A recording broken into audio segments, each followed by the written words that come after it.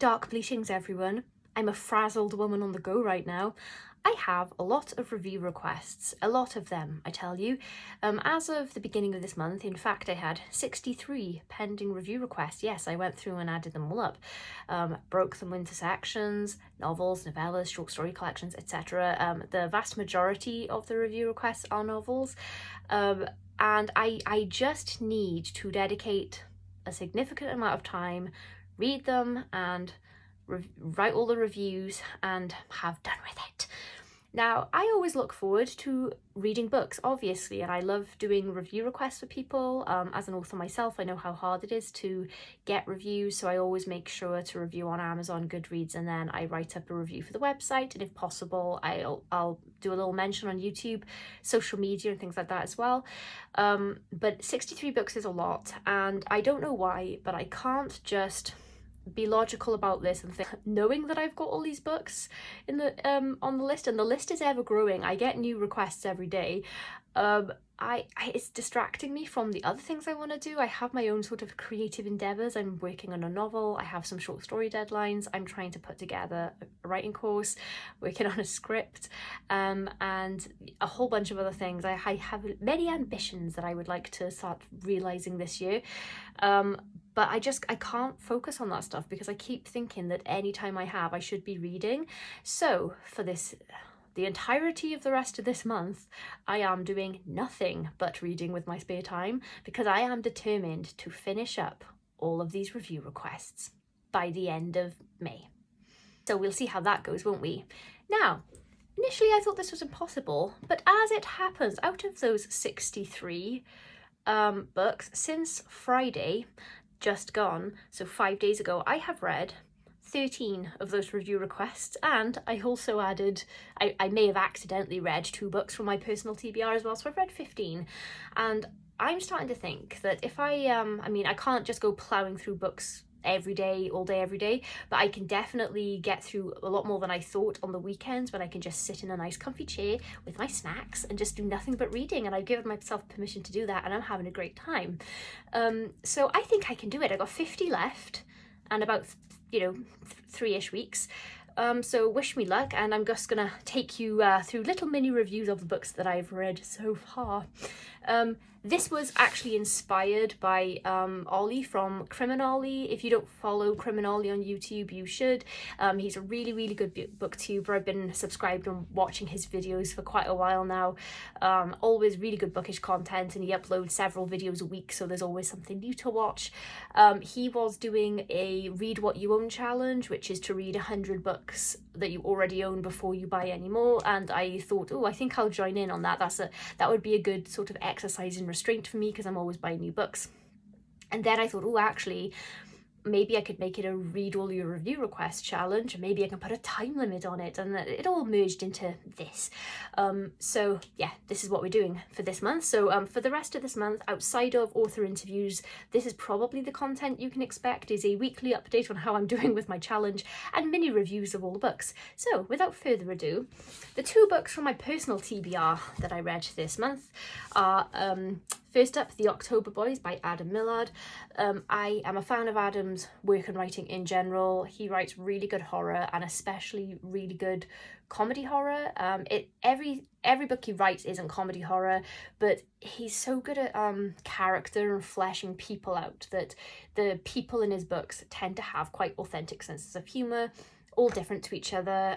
So whenever I read his books, I always feel like the characters are people I know in real life. Like, they always remind me of the people in my immediate circle or people I've met. This is a really great book. This is about a scary ice cream van that comes at Halloween, and basically there's a group of boys. One Halloween, their friend is taken by the ice cream man, and 28 years later, I think it is, they reassemble because they realise the ice cream truck is back. Really, really enjoyed it. I basically went through it in one sitting, I think. It was a very, very enjoyable book, and I would wholeheartedly recommend it to fans of spooky Halloween horror, people who enjoy things like It, like that coming of age thing, and like that cyclical evil. Yeah, that's a really good read for fans of that kind of stuff. Next, a Tim Lebbon book. Who would have thunk?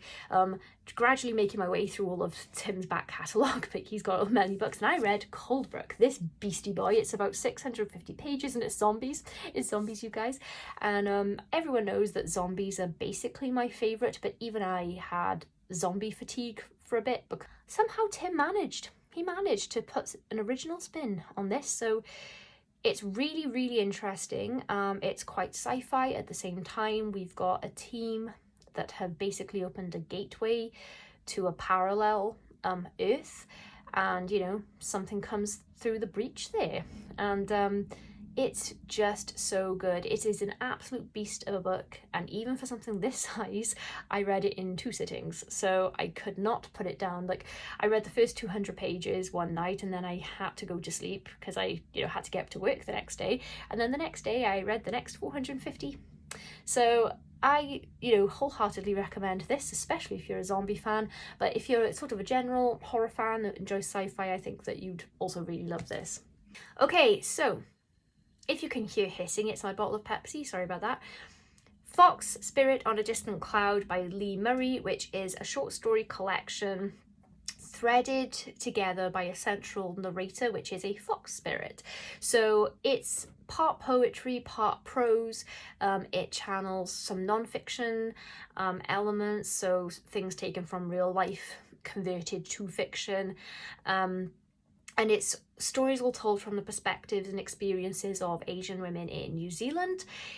It's just magnificent. It wasn't actually a review request, I should say that. There might be an interview with Lee Murray coming, not this Sunday, but next Sunday. And we talked more about that. So for Lee Murray's... Excuse me, sir. You said you wanted to be in here. Lee Murray's writing is really, really beautiful, and it's juxtaposed with the most hideous subject matter.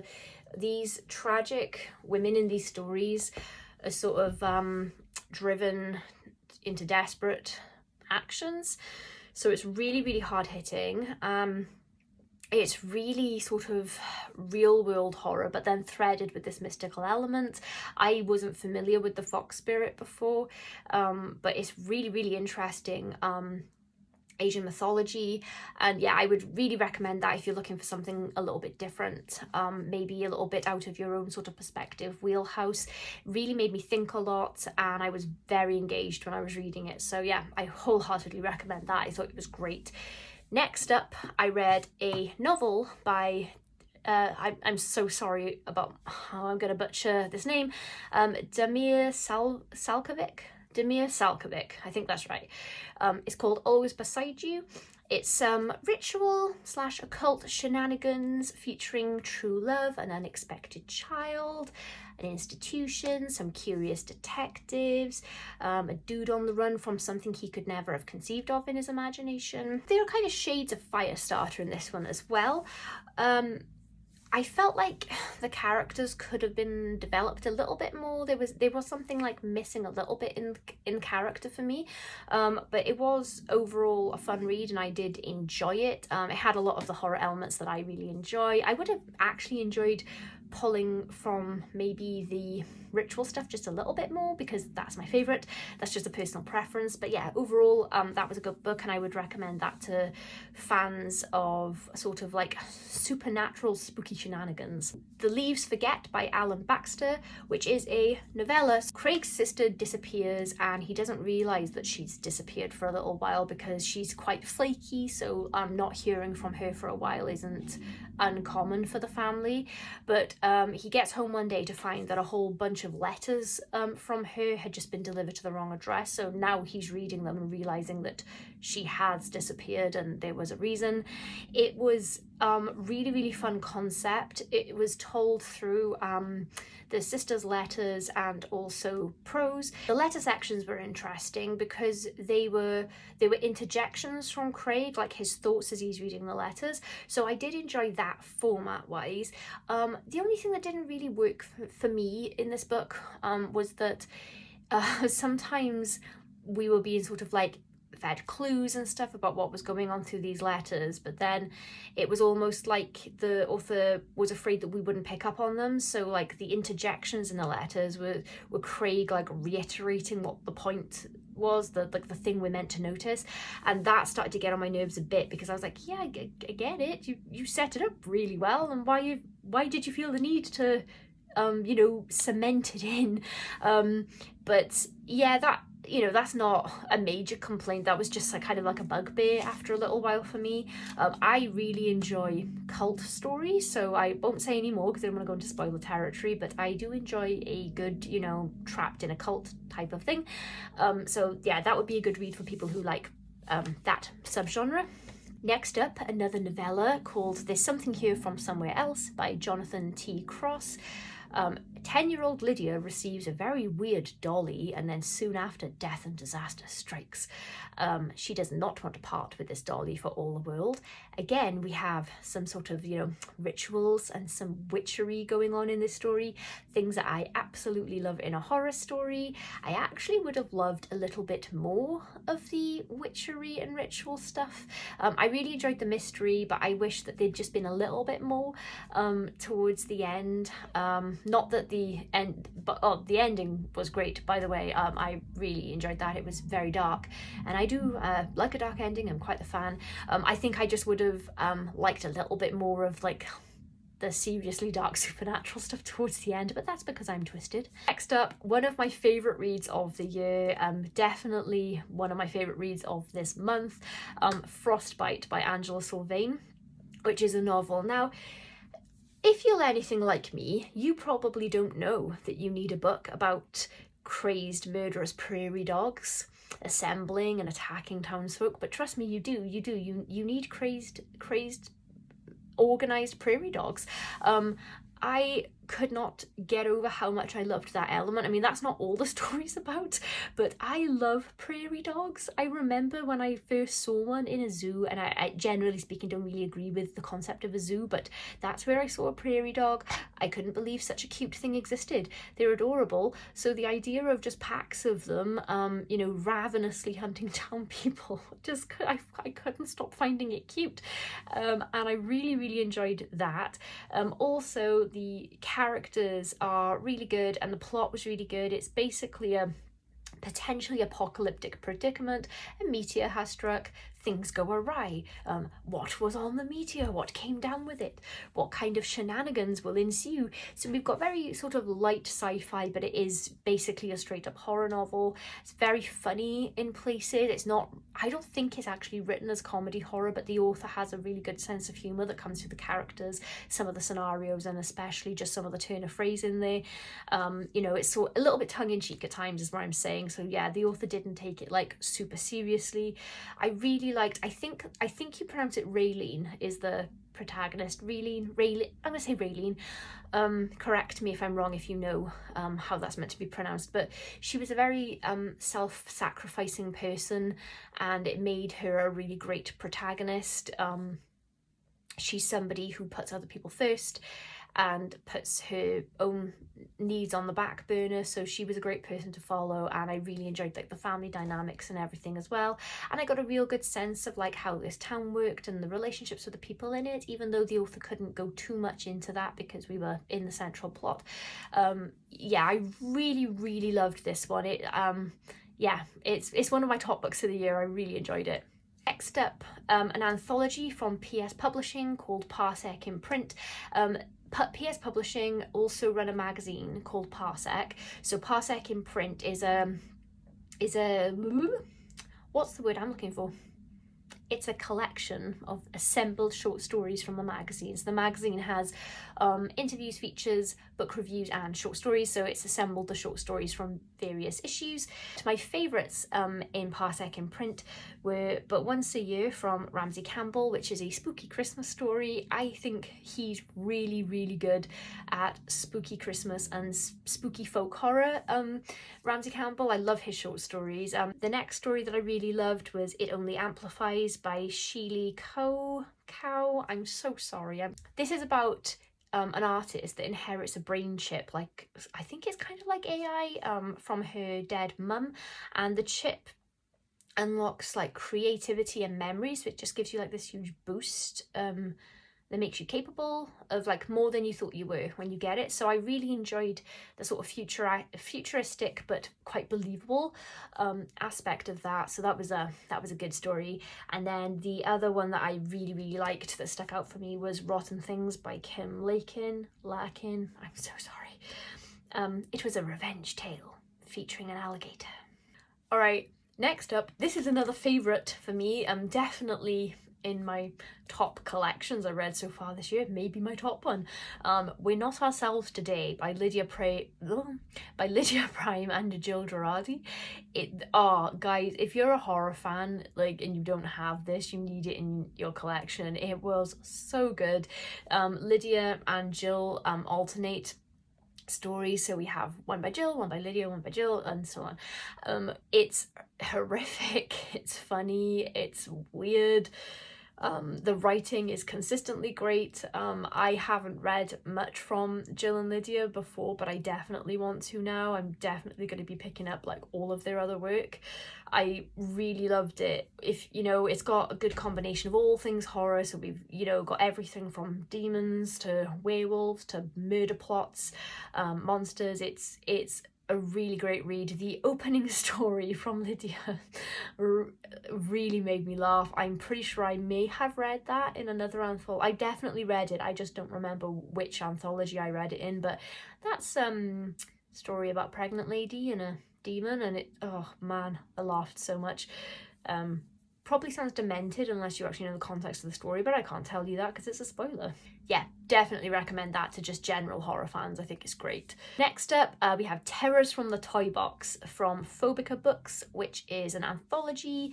Again, I can't go through all of the stories, otherwise we'll be here all day, but my favourites that are coming to mind in that one are Marge Entry's Dreamcatcher by Richard Beauchamp.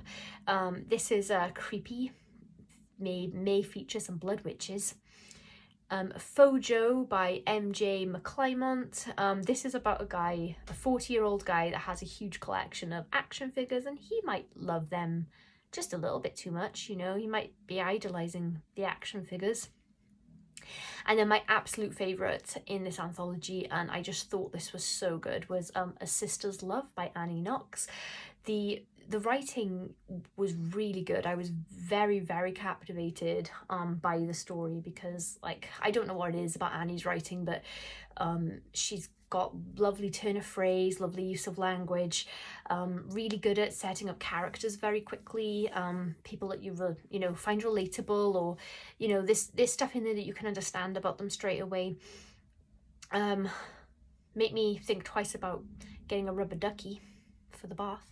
And I did think that she used the theme quite creatively as well. The one criticism that I have about this anthology is, with all anthologies, I like some stories more than others. That's quite normal in readers generally, I think, for anthologies, but there were lots of stories in this anthology about dolls, which is understandable. It's called Terrors from the Toy Box, so presumably the submission call theme was, you know, toys, but I tended to really enjoy the stories that weren't just about dolls.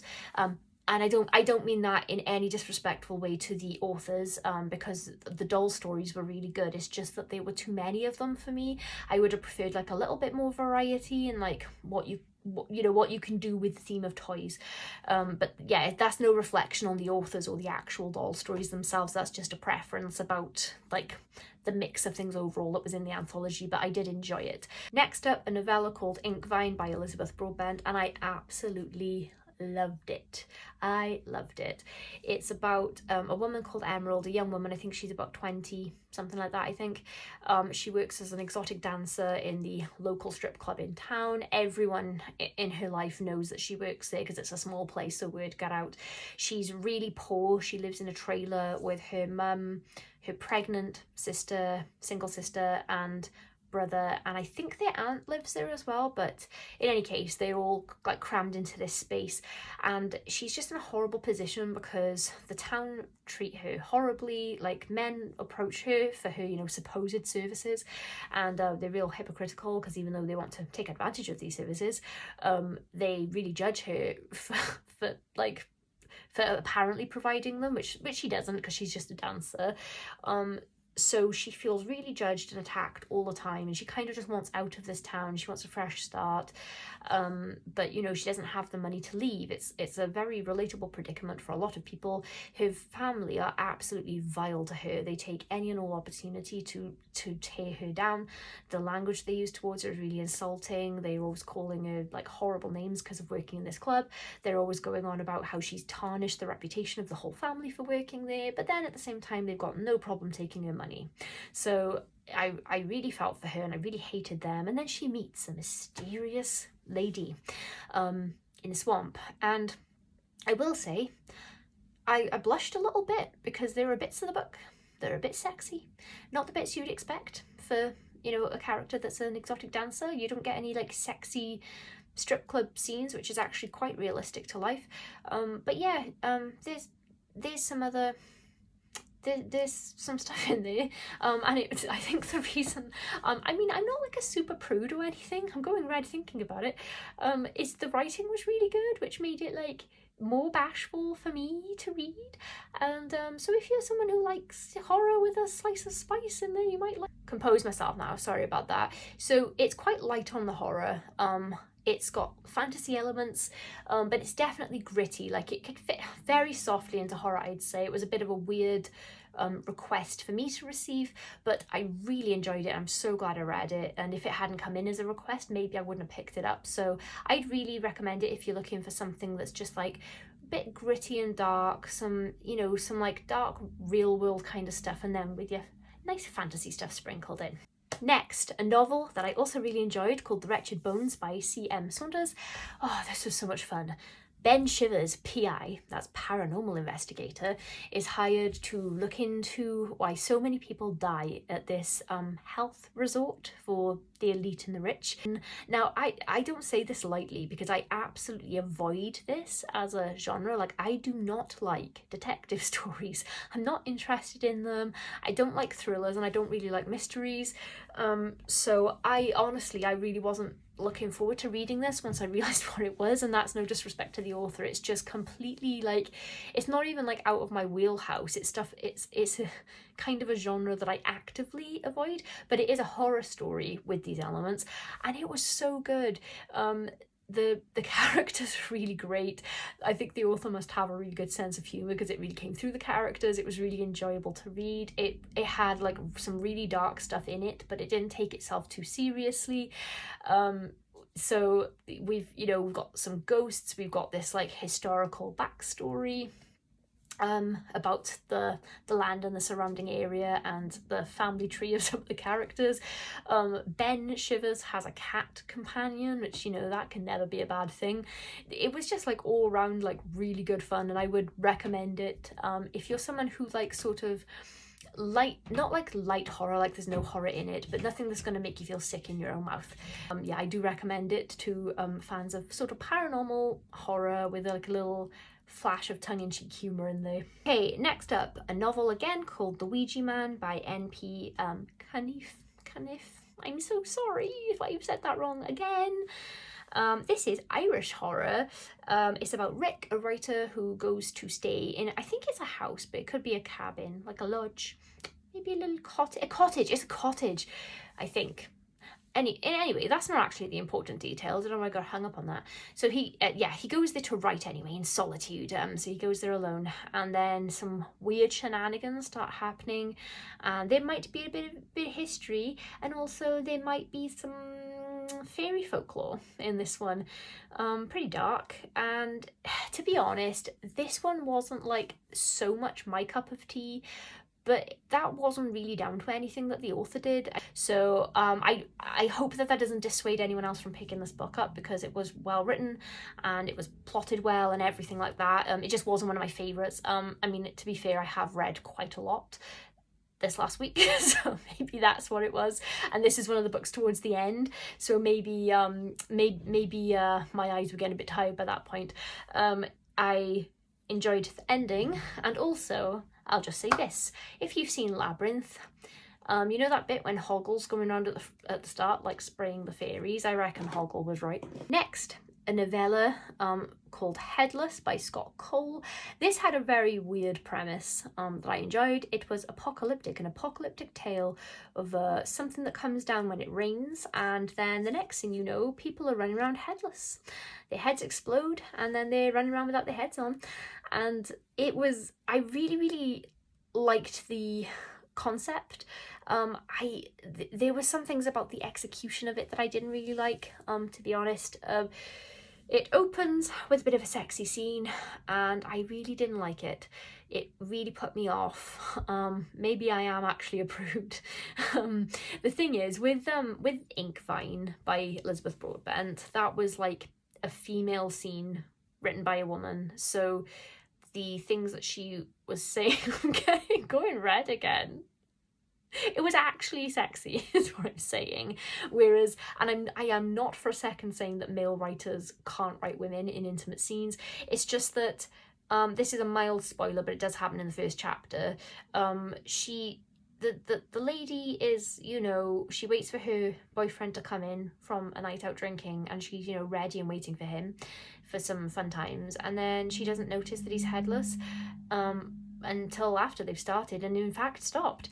And I don't know, there's some things that really rub me up the wrong way. Even if you're in pitch black, I'm sorry, but no woman is ever so into it that they won't notice that the guy's head is missing and he's covered in blood also. I think that maybe I kind of like missed it. Maybe it was a joke because I got the feeling that when she turns the lights on and realizes he's headless, I think it's supposed to be funny. But I don't know, I was kind of just put off by the actual scene itself. I found it a little bit too much. Like some of the descriptions made me go like, ugh. Then again, like I said, maybe I am a prude. Outside of that, I thought that the writer did a really good job forging the relationship between two female characters that end up together a lot for the duration of the story. It was I never thought that I'd enjoy, you know, apocalyptic worms, but that's something you need in your life probably, as well as ravenous prairie dogs. And I really, really loved the ending. I do like an author that isn't afraid to like go there with an ending, and it went there. So I would recommend this to fans.